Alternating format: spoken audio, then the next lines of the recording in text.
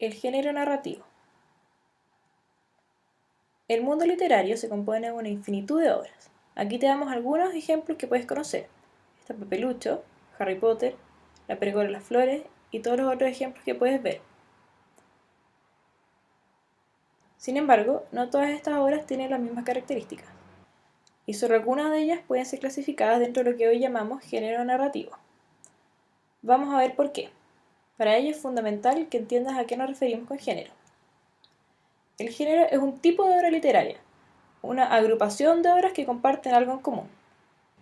La narración es la modalidad o forma de contar un hecho que le sucede a uno o más personajes en un tiempo y un espacio determinado por parte de un narrador. Entonces podemos decir que el género narrativo es toda obra literaria que cuenta un hecho ocurrido a algún personaje en un tiempo y espacio por parte de un narrador. Dentro del género narrativo clasifican las novelas, los cuentos, las fábulas, los microcuentos, etc.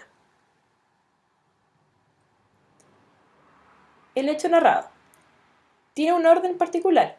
Primero está la presentación, que nos muestra la situación original. Después está el desarrollo, en el que la situación original se ve problematizada. Los hechos se enlazan o se vuelven un nudo que hay que desamarrar. El desenlace es el momento en que este nudo se desamarra y se llega a una situación final de resolución. Ejemplo.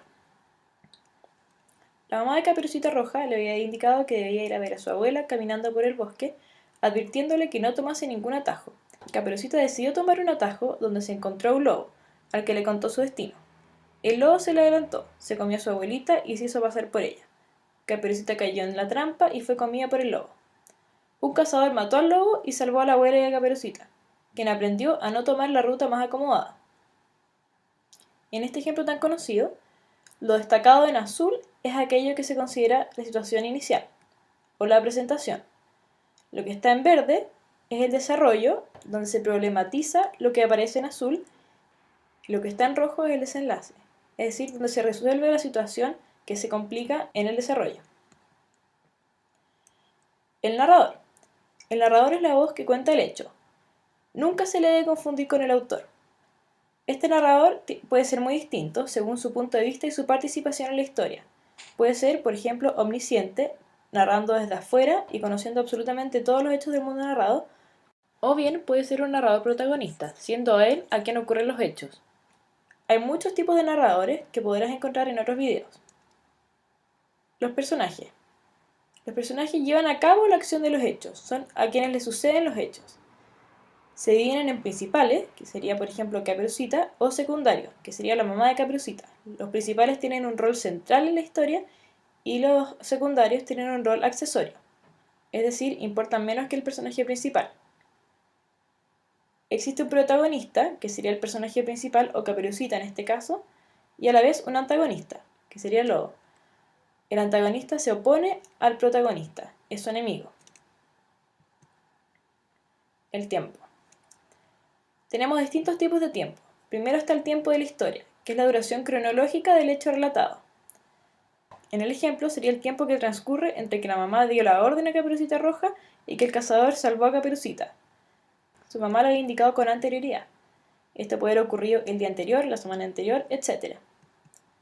Tenemos después el tiempo de relato, cómo se ordena cronológicamente el hecho de la narración misma. Este es el tiempo que transcurre entre que Caperucita efectivamente sale de su casa y que el cazador salva a Caperucita. En este ejemplo, el tiempo de relato es más corto que el tiempo de la historia. Por último está el tiempo referencial o histórico, que es el momento de la historia humana en que ocurre el cuento. En el caso de Caperucita Roja, el tiempo es indeterminado, podría ser hace 100, 500 o 1000 años. Sin embargo, la obra El Principito, por ejemplo, ocurre históricamente en la primera mitad del siglo XX.